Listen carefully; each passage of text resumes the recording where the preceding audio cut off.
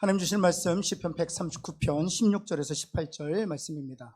우리 한 절씩 교독하겠습니다. 16절 말씀 제가 먼저 보겠습니다. 내 영질이 이루어지기 전에 주의 눈이 보셨으며 나를 위하여 정한 날이 하루도 되기 전에 주의 책에 다 기록이 되었나이다.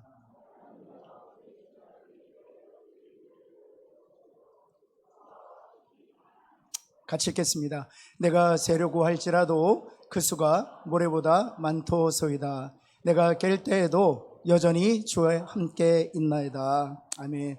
우리 3부 예배에 참석하시는 분들이 이 예배를 통해서 누리게 되는 즐거움 중에 하나가 찬양대의 찬양인 것 같아요. 그렇죠?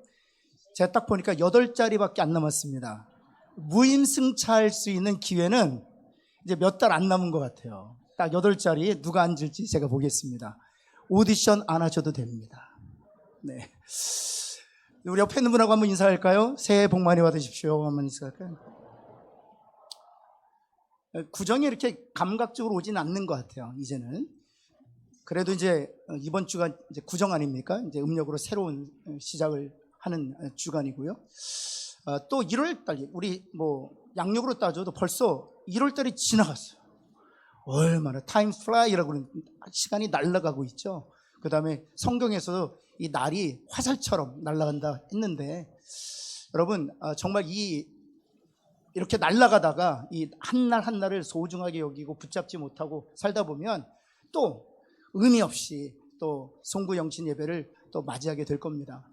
올 한 해 정말 하나님이 인도하시는 그 순간순간마다의 그 은혜를 경험하셔서 우리의 날들을 정말 의미로 채우시는 그런 복이 저와 여러분에게 있기를 예수 그리스도는 축원합니다.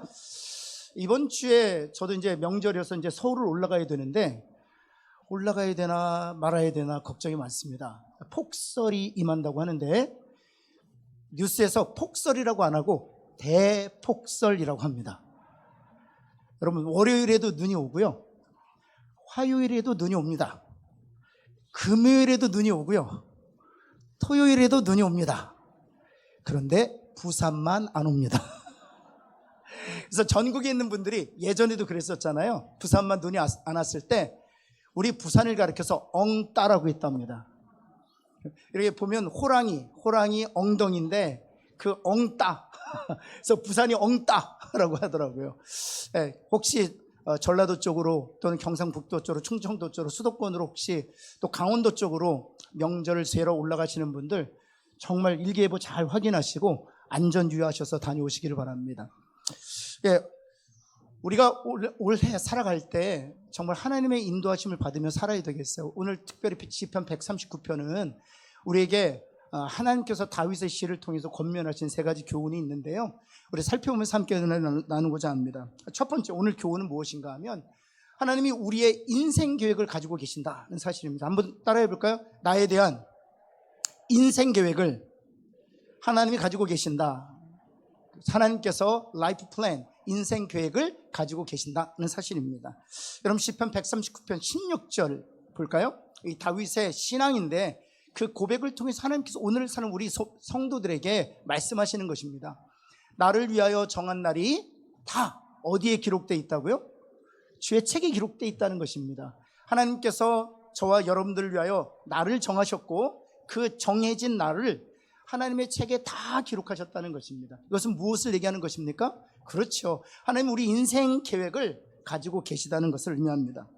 그런데 여기서 우리가 주목해야 될 단어가 하나 있는데 정하셨다라는 단어입니다. 보통 정하셨다라는 영어 단어가 set이라는 단어를 주로 씁니다. The Lord set my day, 이렇게 하나님께서 나의 날을 set, 정하셨다, 또는 make decision, decide, 결정하셨다라고 표현해요. 그런데 정하셨다라는 오늘 동사에 해당되는 영어 단어는 다른 데에서는 보통 set 또는 make decision, decide라는 단어, 결정하셨다, 이렇게 놓으셨다라는 단어를 쓰시는데 여기는 독특한 단어를 사용하고, 여기만 그 단어를 사용하고 있습니다. ordain이라는 단어를 쓰고 있어요. 여러분, 이 ordain이라는 단어를 한국말로 직역해서 번역하면 안수하다라는 뜻이에요. 나의 날을 하나님께서 안수하여 구별하셨다, 그런 뜻입니다. 여러분, 그렇다면 이 ordain이라는 단어는 언제 쓰이냐? 제가 안수받은 목사잖아요. 그래서 영어로는 저는 ordained pastor예요. 우리 장로님들은 안수 받으셨잖아요. 그래서 ordained elder라고 합니다. 우리 시무 집사님들 역시 안수 받으셨잖아요. ordained deacon이라고 얘기합니다. 구약 성경에 보면 이렇게 안수 받아 직책을 갖게 된 세 가지 직분이 있는데 왕, 제사장, 선지자입니다.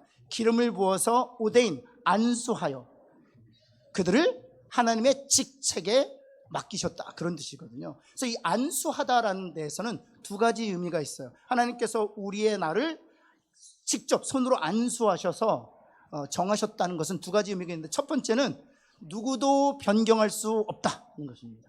하나님께서 친히 손으로 기름 부어 안수하셨기에 어느 누구도 변경할 수 없다. 고난도, 하나님의 인생 계획을 변경할 수 없다. 우리가 처한 상황과 처지도 결코 하나님께서 정하신 그 계획을 변질시킬 수 없다. 사단과 마귀도 하나님이 우리를 향한 계획을 변형시킬 수 없다라고 말씀하시는 것입니다.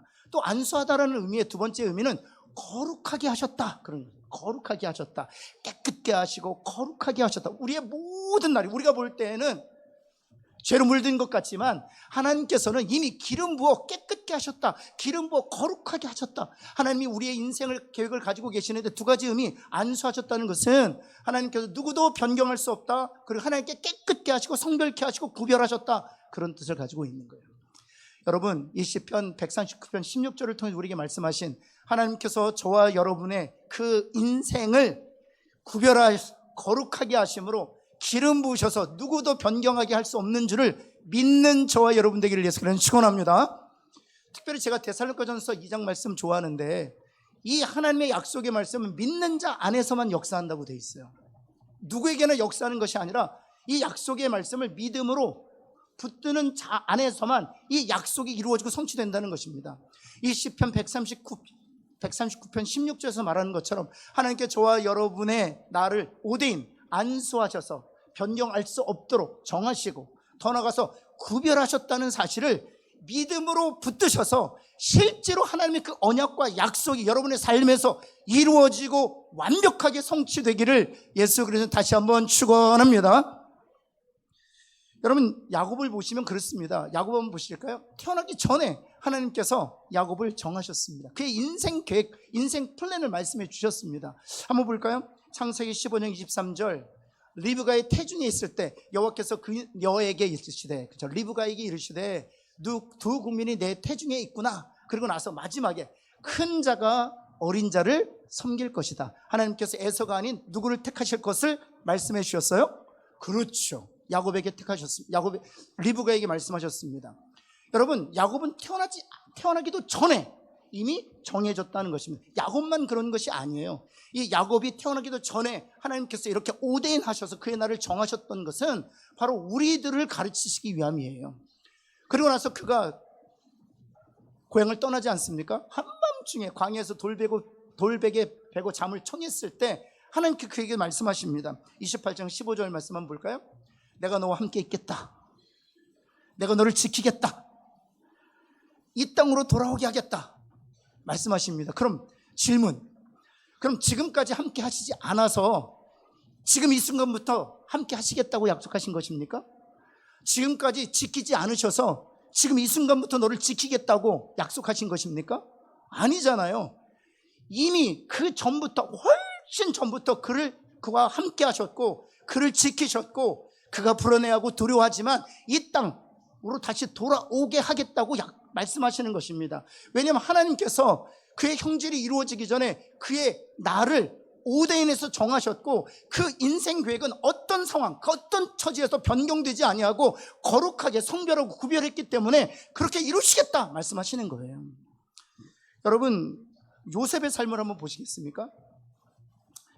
요셉은 티네이저 때 하나님께서 라이프 플랜, 인생 계획을 쫙 보여주셨어요. 무엇이었습니까? 형제들이 결혼하는 거예요. 심지어는 아비도 저래요. 그것이 하나님께서 요셉을 향하신 놀라운 인생 계획이었습니다. 그런데 하나님께서 보여주신, 그리고 하나님께서 깨닫게 하신 그 인생 계획과는 그의 삶은 정반대의 궤도로 달리고 있지 않았습니까? 노예가 되었어요. 심지어는 죄수가 되었습니다. 그런데 여러분, 노예의 삶에서, 죄수의 삶에서 하나님께서 무엇이라고 말씀하셨습니까? 그의 허락하신 그 인생 계획을 계속 깨닫게 하시는 거예요. 한번 볼까요? 39장 2절 말씀. 여호와께서 요셉과 어찌하셨다고요? 함께 하심으로 그가 어떤 자가 되었어요? 노예로서도 형통한 자가 되었다는 것입니다. 그가 죄수가 되었습니다. 여러분 39장 23절 말씀 역시 마찬가지예요. 여호와께서 요셉과 어찌하셨다? 함께 하셨다. 여호와께서 그를 범사에 어찌하셨다? 형통케 하셨다는 것입니다. 이미 하나님께서는 요셉에 대한 인생 계획을 가지고 계셨고, 그 인생 계획은 그가 노예가 되었어도, 그가 죄수가 되었어도 변경될 수 없다는 것입니다. 하나님께서 오대인해서 기름 부으셔 정하셨기 때문에, 그리고 그 일을 잊어버릴 만하면 알려주시는 거예요. 여러분, 오늘 시편 저자는 바로 다윗입니다. 이 139편에서 다윗이 이렇게 노래하고 있습니다. 한번 볼까요? 9절 말씀. 이건 같이 한번 읽겠습니다. 시적인 감성을 동원하셔서 읽으셔야 돼요. 이건 시니까 같이 한번 읽겠습니다. 시작. 날개를 치며 바다 끝에 가서, 얼마나 아름답습니까? 내가 새벽 날개를 치며 바다 끝에 가서 거주할지라도. 그런데 이렇게 읽을 시가 아니에요. 이 시는 어떤 상황에서 지은 시냐 하면, 두려워서 불안해서 잠을 이루지 못하는 거예요. 새벽 날개를 친다는 것은 어떤 상징적 의미를 담은 시어인가 하면, 두 손을 들고 하나님께 부르짖는 것입니다. 하나님, 두렵습니다. 하나님, 무섭습니다. 하나님, 제 손을 좀 붙들어 주십시오. 하나님 어디 계십니까? 이 곤경 속에서 나를 좀 건져 주십시오. 잠을 이루지 못한 다윗이 새벽녘에 일어나 두 팔을 들고 하나님 앞에 부르짖고 간구하는 거예요. 그리고 심지어는 그 다음 바다 끝에 가서 거주할지라도, 정확하게 번역하면 너무 지쳤습니다. 너무 무섭습니다. 너무 두렵습니다. 다 버리고 저 바다 끝에 가서 숨고 싶습니다. 이 자리에서 도망가고 싶습니다. 주여, 주여. 이것이 바로 이 시의 내용입니다. 그런데 그 시가 거기서 끝나지 않아요. 10절 말씀 볼까요? 같이 한번 읽겠습니다. 노란색으로 할래 때문에 읽을까요? 시작. 거기서도, 여기 거기가 언제입니까? 어디입니까? 그렇죠. 바닷가. 도망가서 숨고 싶어요. 때로는 아비로서 짐을 벗어버리고 도망가고 싶을 때 있지 않습니까? 제가 아직 기억하는데요. 제가 담임 목사가 되었을 때 토요일 날 이렇게 기도한 적이 있어요. 하나님, 천재지변을 허락하셔서 주일 예배를 못 드리게 해 주옵소서. 왜냐면 제가 설교 준비가 안 돼가지고 너무 불안한 거예요. 그래서 장로님한테 전화가 오는 상상을 했어요. 목사님, 내일은 천재지변 때문에 예배를 못 드려. 할렐루야. 도망가고 싶은 거예요. 너무 무서운 거예요. 여러분, 그런데 우리 하나님 뭐라고 말씀하시는 거예요? 괜찮아, 도망가도 괜찮아. 그 도망친 곳에서도 내가 너를 인도할게 라고 말씀하시는 거예요. 사랑하는 성도 여러분, 하나님 완벽한 인생 계획을 가지고 우리를 인도하시는 하나님이신 줄을 믿는 저와 여러분 되기를 예수님은 축원합니다. 여러분, 두 번째, 오늘 본문을 통해서 주시는 교훈은, 그 우리를 향한 인생 계획, 하나님의 계획, 우리는 측량할 수 있다고요, 없다고요? 측량할 수 없다고요. 측량할 수, 도무지 알 수가 없다고요. 여러분, 16절에서 하나님께서 우리에 대한 라이프 플랜, 인생 계획을 가지고 계신다라고 고백했던 다윗이 17절에서 또 무엇이라고 고백하느냐 한번 볼까요? 17절 말씀. 하나님이여, 주의 생각이, 나의 인생 계획에 대한 주님이 가진 생각이 내게는 얼마나 보석과 같은지요. 왜냐하면 그 수가 많기 때문이라는 거예요. 얼마나 많은가? 18절에 이렇게 기록되어 있습니다. 얼마나 많은가? 한번 노란색으로 할 때면 같이 읽을까요? 시작. 내가 세려고 할지라도 그 수가, 와, 우리 인생 계획에 대한 하나님의 수가 무엇보다 많다고요? 모래보다 많다고요. 여러분, 그래서 인터넷을 제가 뒤져보았어요. 모래 알갱이 숫자가 얼마나 되는지. 근데 세상에는요, 참 신기한 사람들이 있어요. 그 모래 알갱이 숫자를 센 사람들이 있더라고요.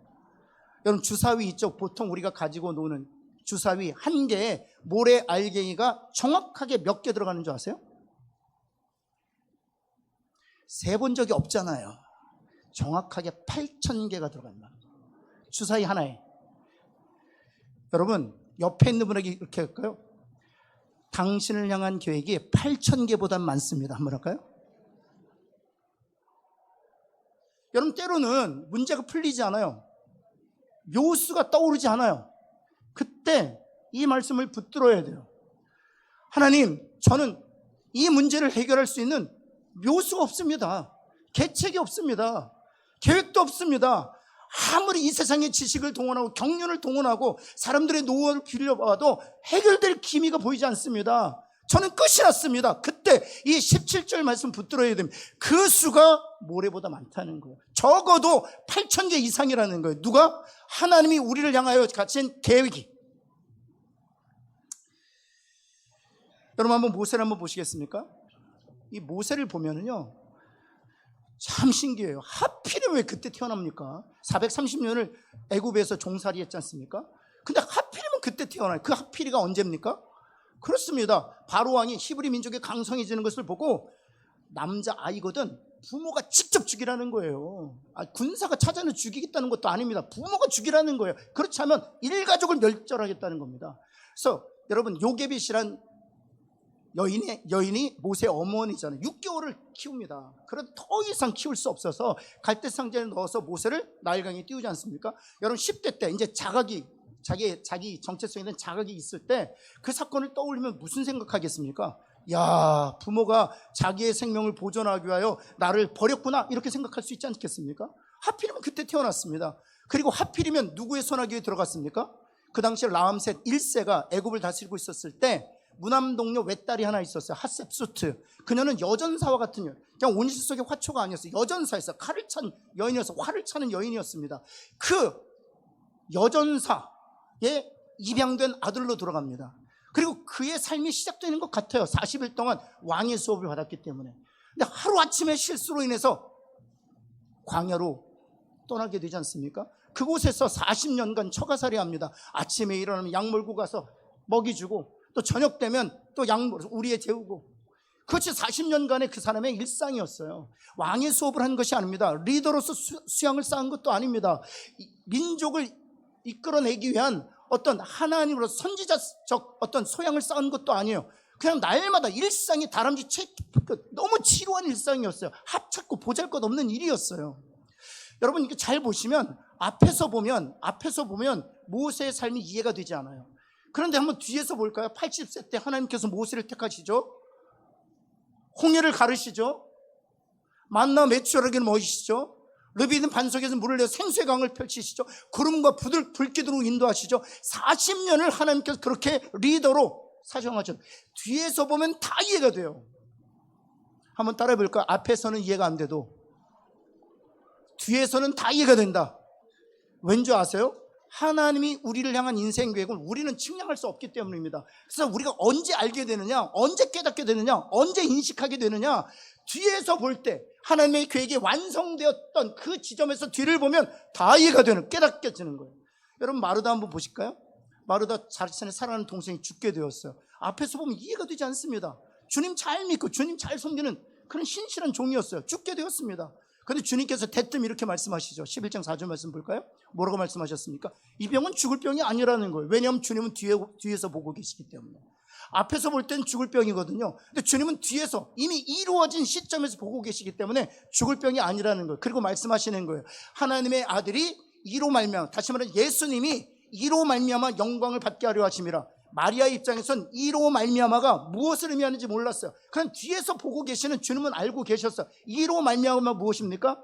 죽은 나사로를 주님이 불러내심으로 말미암아 주변에 있는 모든 사람들이 주님이 살아계신 하나님의 아들이라는 사실을 깨닫고 구원을 얻게 되므로 주님께 영광을 돌릴 것은 주님은 이미 뒤에서 보시고 말씀하시는 거예요. 그러게 우린 측량할 수 없습니다. 제가 노래를 좀 하지 않습니까? 제가 좀 노래를 찬송을 잘한다고 생각하면 눈을 윙크를 한번 해주시겠습니다. 제가 봐도 좀 잘해요. 다른 건 못하는데 노래는 좀 잘해요. 제가 노래를 잘하게 된 비결이 있습니다. 제가 고등학교 1학년 때부터 제가 우신고등학교라는, 제가 일전에 잠깐 말씀드린 우신고등학교라는 곳에서 중창단에 제가 뽑혔어요. 각 학년에 8명씩 퍼스트 테너, 세컨드 테너, 그 다음에 퍼스트 베이스, 세컨드 베이스, 악기 사용하지 않고 아카펠로로 하는 그 중창단입니다. 음악 선생님이 직접 오디션을 통해서 뽑아요. 1학년에 8명, 2학년에 8명, 3학년에 8명입니다. 제가 너무 노래를 좋아해서 초등학교 4학년 때부터 성가대를 했기 때문에 제가 그 중창단에 들어가게 되었습니다. 너무 좋은 거예요. 8명 서로 얼굴을 마주보면서 주의 다 크리스찬이에요. 다 크리스찬. 그럴 수밖에 없죠. 어렸을 때부터 찬양을 했었기에 노래에 익숙했거든요. 주의 은혜로서 너무 좋은 거예요. 가사의 은혜를 받는 게 아니라 화음이 취해가지고. 그래서 제가 10월달 가을이 되면 여자 고등학교에 초대를 봐서 그 재미가 쏠쏠합니다. 이화여고, 진명여고, 배화여고, 풍문여고, 안간여고 학교가 없습니다. 또 저희 학년이 너무 또 잘했어요. 서울대 성악과 간 친구도 있고 중대 성악과 간 친구도 있어요. 우리 기수가 너무 잘했어요. 저는 그냥 얹혀서 가는 정도였어요. 그러다 보니까 우리가 이제 가곡도 많이 합니다. 보리밭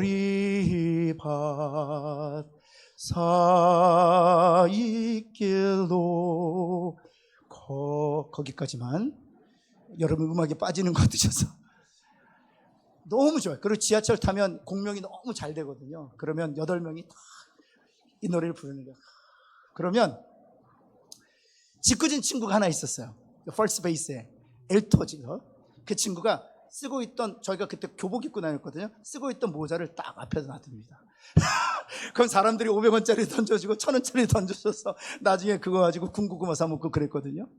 그런 즐거움이 있었어요. 너무너무 행복했어요. 그런데 그렇게 노래를 부르다가 보니까 뭐가 떨어지기 시작했어요? 성적이 떨어지기 시작했습니다.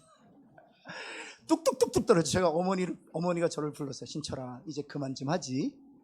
어머니, 저는 노래 때문에 삽니다. 성적이 바닥을 굳혔어요. 제가 얼마나 노래를 좋아하냐면 대학생 시절에, 이건 한 번도 말씀드린 적이 없는데, 대학교 시절에 제가 MBC 가요 대전에도 출전했었습니다. 우순실이라는 분이 있어요. 아마 우리 어르신들은 기억가. 안개비가 하얗게 내리던 밤, 이 노래를 작사 작곡하고 불렀던 가수인데, 그분이 저에게 곡을 주어서 그 곡 가지고 제가 MBC 한 3,000명 정도 출전했거든요. 제가 5차까지 올라가서 30등까지 들었습니다. 그래서 30등에서 10명을 뽑는데 제가 떨어졌어요. 근데 그때 1등한 사람이 누구냐 하면, 아시는 분 아실 텐데 변진섭이 그때 대상을 받았어요. 제가 변진섭 보면 야, 나도 가능성 있었는데 근데 아주 그 정도는 아니고, 제가 그만큼 노래를 좋아했단 말이에요. 그러다 보니까 제가 지나온 삶에서 페이지를 좀 찢어버리고 싶은 페이지가 바로 그거예요. 너무 노래를 좋아하고, 그래서 제가 학업에 정말 열중하지 못했던 그 순간을 이렇게 찢어버리고 싶은 거예요. 근데요, 그게 하나님의 저의 인생 계획이었더라고요. 예배에서 찬양이 얼마나 중요한지 아세요? 제가 전도사 되었을 때 성가대 지휘도 하고요, 그리고 찬양 인도자, 앞에 우리 김할수 목사님, 우리 강선준 목사님 찬양, 제가 오랫동안 찬양 인도도 했었습니다. 중고등부 성가대 지휘는 오랫동안 했어요. 그리고 장년부 성가대 지휘도 오랫동안 했어요. 그리고 예배에서 찬양에 대한 감각이 있어요. 그러고 보면 앞에서는 이해가 되지 않는데 뒤에서 보면 뭐예요? 이해가 되는 거예요. 옆에 있는 분에게 앞에서는 이해가 되지 않지만 뒤에서는 이해가 된다 한번 할까요? 왜냐하면 하나님이 우리를 향한 인생 계획이 측량할 수 없기 때문에 앞에서 보면 도저히 이해가 되지 않는 거예요. 안 되는 거예요. 근데 뒤에서 다 이루어진 뒤에서 보면 다 이유가 있는 거예요. 다 이해가 되는 거예요. 아, 그래서 그렇지. 사랑하는 성도는 지금은 좀 이해가 되지 않아도, 그래서 좀 답답해도, 때로는 두려워도, 때로는 겁이 나도 먼저 포기하거나 먼저 낙심하지 아니하고, 우리의 인생 계획을 하나님께서 오대인하셔서 정하셨기에 그 계획이 하나님의 뜻과 하나님의 방법과 하나님의 시간 안에 이루어질 것을 믿고 뒤에서 보는 마음으로 인내하고 믿음으로 경주하는 저와 여러분 되기를 예수 그리스도는 다시 한번 축원합니다. 여러분, 진짜 있었던 일이래요. 미국의 아주 유명한 그 메이저 리그에서 우승했던 그 골프 선수가 있었대요.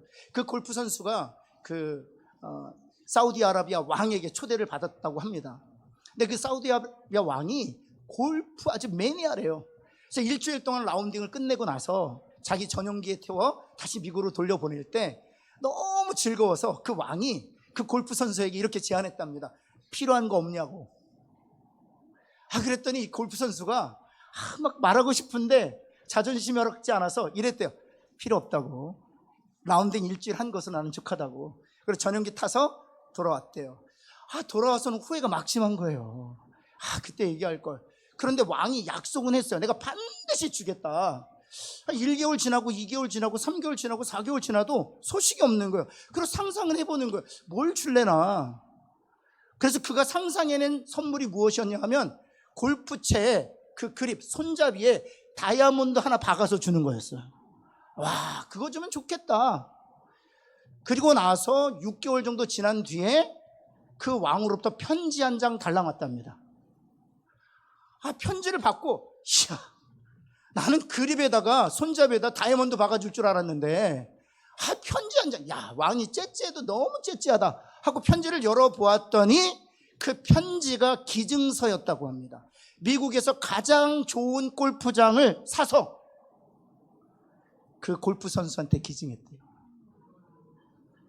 여러분, 하나님의 계획과 우리의 계획은 이렇게 차이가 있어요. 우리의 인생을 하나님께 맡기시는 저와 여러분 되기를 간절히 소원합니다. 내 뜻이 이루어지는 것이 아니라 하늘에서 이루어진 하나님의 뜻이 여러분의 삶 가운데, 여러분의 자녀들 가운데, 일터와 직장 가운데, 우리 교회, 민족과 나라 가운데 이루어지기를 예수 그리스도에 다시 한번 부탁드립니다. 마지막 세 번째는요, 그러므로 성도가 해야 될 일이 있습니다. 우리가 해야 될 일이 있어요. 그것은 날마다, 매 순간마다 하나님의 인도하심을 간구하고 기도해야 합니다. 여러분, 자녀들 양육할 때 저는요, 직장 잡으면 다 끝나는 줄 알았어요. 대학교 졸업하고 대학원 졸업하면 다 끝나는 줄 알았어요. 근데 직장 다니니까 더 고민이 많아요. 여러분, 결혼시켰더니 끝났던가요? 우리 권사님들 허리 아파 죽겠대요. 손주들 보느라고. 그럼 손주들 크면 끝납니까?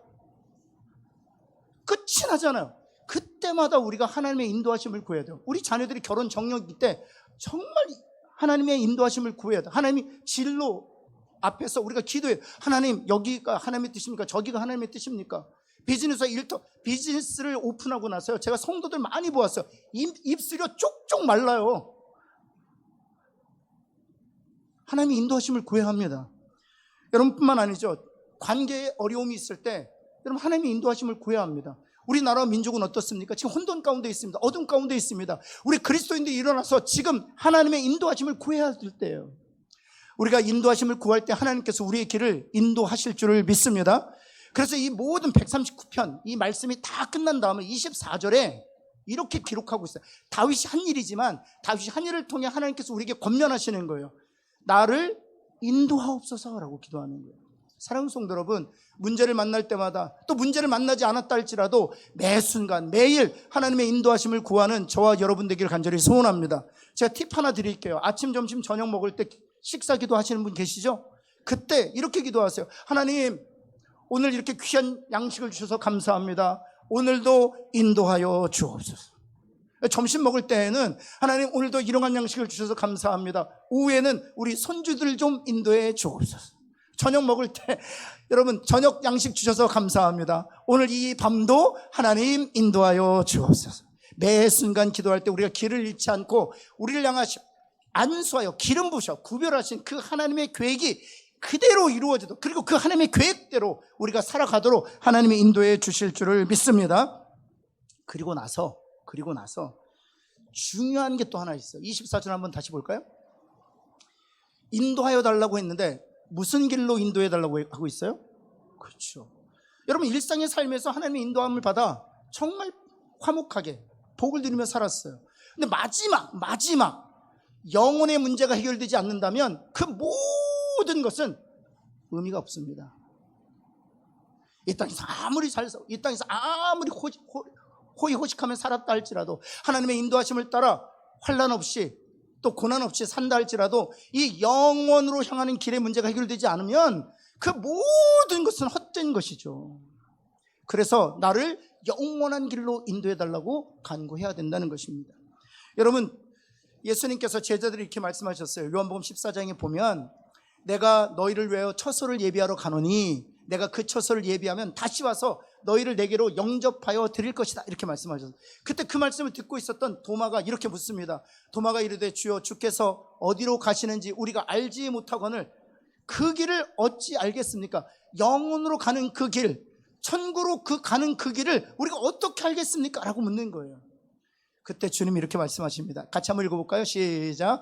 예수께서 이르시되 내가 곧 길이요 진리요 생명이니 나로 말미암지 않고는 아버지께로 올 자가 없느니라. 찬양대가 찬양한 거 기억하세요? 전도했다고 할지라도, 열심히 봉사하고 사역한다 할지라도 예수 그리스도 없이는 우리에게 구원이 없다. 제가 찬양 들으면 너무 아멘했어요. 아멘했어요. 여러분, 예수님이 길이십니다. 생명회로 이르는 길이에요. 그래서 주님이 말씀하시는 거예요. 나로 말미암지 않고는 아버지께로 올 자가 없다고 말씀하시는 거예요. 우리가 날마다 인생길에서 길을 찾지 못하고 헤맬 때 조용히 두 손 모으고 일터에서, 또 직장에서, 또 가정에서 하나님의 인도하심, 그 인생 플랜을 간구하는, 보여달라고 간청하는 저와 여러분 되기를 예수 그리스도로 축원합니다. 더 나아가서 우리 자녀들을 위해서, 우리 부모들, 형제들 위해서 영원한 길로 인도해달라고, 저들의 눈을 열어주셔서 영원한 길이 있음을 볼 수 있게 해달라고 간구하고 기도하는 저와 여러분 되셔서 그 길 끝에서 우리 다 함께 주님 만나는 은혜와 은총을 누리시기를 예수 그리스도 여러분 다시 한번 축원합니다. 기도하겠습니다. 하나님, 주님 앞에 간절히 기도합니다. 우리 사랑하는 성도들, 정말 고난한 그 고난의 환경, 또 지쳐버린 그 상황에, 그래서 다윗이 고백했던 것처럼 정말 바다 끝에까지 가서 도망치고 숨고 싶은 지체들이 있습니까? 주님, 우리의 인생 계획을 하나님께서 가지고 계신 줄 알고 먼저 낙심하지 않게 하여 주옵소서. 먼저 절망하거나 포기하지 않게 하여 주옵소서. 과거에도 우리와 동행하시고 지키시고 인도하셨던 하나님이 지금 이 순간에도 우리를 지키시고 인도하실 줄을 믿습니다. 이제 기도의 자리로 나가 하나님의 인도함을 간절히 간구하는 저희들 되게 하여 주옵소서. 뿐만 아니라 우리 자녀들 가운데, 우리 형제 자매들 가운데 하나님 아직도 영원한 길을 알지 못하는 영적인 소경으로 있는 자가 있습니까? 이번 명절 때 복음 전할 때 성령으로 저들을 변화시켜 주셔서 다메섹에서 바울이 눈이 열렸던 것처럼 저들의 눈이 열리게 하여 주옵소서. 영원한 길이 있음을 보게 하여 주옵소서. 예수 그리스도의 이름으로 기도합니다. 아멘.